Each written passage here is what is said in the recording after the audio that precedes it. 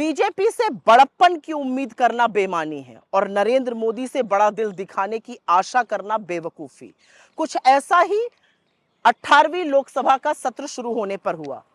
बहुत अच्छे माहौल में सत्र शुरू हुआ। नेता सदन नरेंद्र मोदी, नेता प्रतिपक्ष राहुल गांधी स्पीकर को लेकर उनकी चेयर तक गए। राहुल गांधी ने खुद पहल की, हाथ बढ़ाकर मिलाया और कहा, पुरजोर तरीके से कहा कि हम आपका समर्थन करेंगे, हम सदन चलाने को तैयार हैं आपके साथ मिलकर, बशर्ते लोगों की आवाज का दमन न किया जाए, बशर्ते लोगों की आवाज को बढ़ चढ़कर रखने दिया जाए, विपक्ष को भी।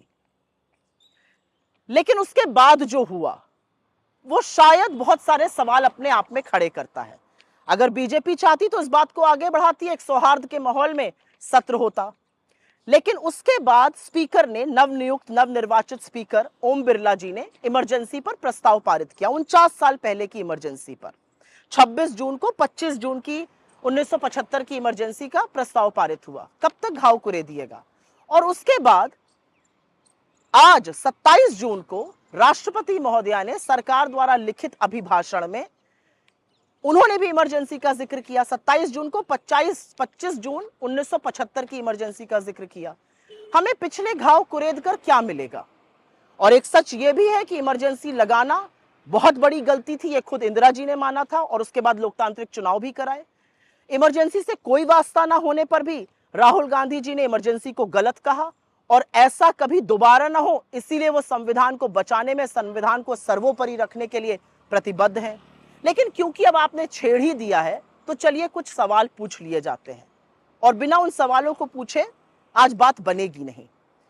एक सत्र में एक साथ 146 सांसदों को निलंबित करना, क्या यह इमरजेंसी नहीं है? विपक्षी सांसदों के माइक को बंद कर देना, क्या यह इमरजेंसी नहीं है?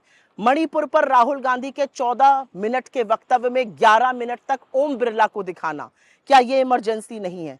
आज 51 मिनट के राष्ट्रपति के अभिभाषण में 6 बार नेता प्रतिपक्ष राहुल गांधी और 73 बार नरेंद्र मोदी को दिखाना, क्या यह इमरजेंसी नहीं है? जो सदन संविधान से चलता है वहां पर जय संविधान बोलना और उस पर आपत्ति जताना स्पीकर का, क्या यह इमरजेंसी नहीं है? क्या यह इमरजेंसी नहीं है कि काले कृषि कानून हो गए, सीए हो गया, भारतीय सुरक्षा संहिता हो गई, भारतीय न्याय संहिता हो गई, भारतीय साक्ष्य अधिनियम हो गया, ये सब बड़े बड़े जबरन वॉइस वोट से पास कराना इमरजेंसी नहीं है? क्या 35% बिल 1 घंटे से कम की चर्चा पर पास करा देना इमरजेंसी नहीं है? क्या मात्र 16% बिल को स्थायी समितियों को भेजना इमरजेंसी नहीं है? क्या बिना आपस में विपक्ष से विचार विमर्श किए गांधी की, बाबा साहब अंबेडकर की, छत्रपति शिवाजी महाराज की मूर्तियों को संसद के एक बियाबान इलाके में डाल देना इमरजेंसी नहीं है? क्या चुनी हुई सरकारों को गिराना, विधायकों की खरीद फरोख्त करना इमरजेंसी नहीं है? क्या चुनाव के ठीक पहले 2-2 मुख्यमंत्रियों को जेल में डाल देना, मुख्य विपक्षी पार्टी के खाते बंद कर देना इमरजेंसी नहीं है? क्या विपक्ष के पीछे सीबीआई, ईडी, इनकम टैक्स जैसी एजेंसियों को छोड़ देना इमरजेंसी नहीं है?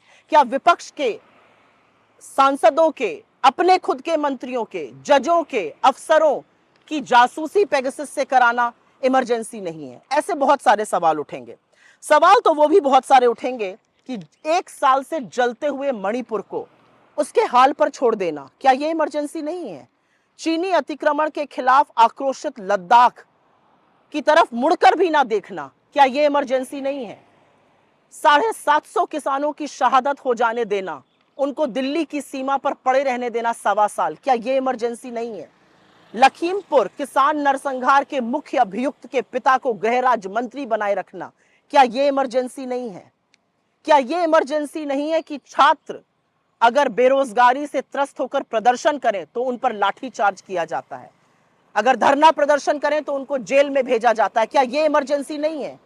पेपर लीक पर पेपर लीक होना, परीक्षाओं पर परीक्षाएं रद्द होना, क्या यह इमरजेंसी नहीं है?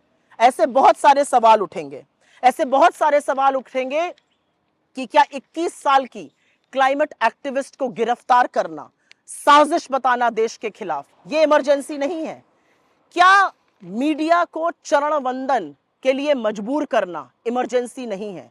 असहज सत्य दिखाने वाले मीडिया को जेल में डाल देना, क्या यह इमरजेंसी नहीं है? अधिकांश मुख्य धारा के मीडिया को अपने कब्जे में कर लेना और सोशल मीडिया पर शिकंजा कसने की कोशिश करना, यूट्यूब चैनल्स को रेगुलेट करने की कोशिश करना, क्या ये इमरजेंसी नहीं है?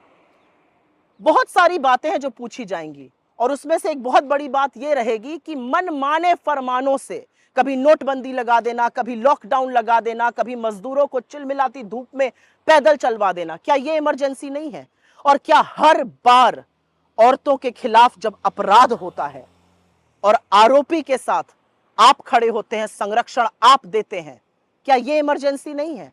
ऐसे बहुत सारी बातें हैं जिस पर सवाल पूछा जाएगा, लेकिन कब तक हम इमरजेंसी का नाम लेकर ध्यान भटकाते रहेंगे? इमरजेंसी गलत थी, इमरजेंसी नहीं लगनी चाहिए थी। आज 49 साल बाद युवा पूछ रहा है मेरी नौकरी का क्या हो रहा है। युवा पूछ रहा है पेपर लीक में एक के बाद एक लोग संलग्न होते जा रहे हैं, कुछ आपके घटक दल के नेता हैं, उनके बारे में क्या हो रहा है। युवा पूछ रहा है मेरे रोजगार के बारे में आपका क्या विचार है। पूछ रहे हैं लोग कि रेल हादसे कैसे रुकेंगे। पूछ रहे हैं लोग परीक्षाएं रद्द होनी कब बंद होंगी। पूछ रहे हैं लोग जम्मू कश्मीर में बड़ी बड़ी डींगे आपने हांकी, कब वहां पर आतंकी मुठभेड़ें होनी बंद होंगी। ऐसे बहुत सारे सवालों का जवाब दीजिए। पुराने घाव कुरेद कर कोई देश कभी आगे नहीं बढ़ सकता है। लेकिन अगर आपकी यही मंशा है तो यही सही, पहले जो सवाल पूछे गए उनके भी जवाब देने की हिम्मत जुटाइए।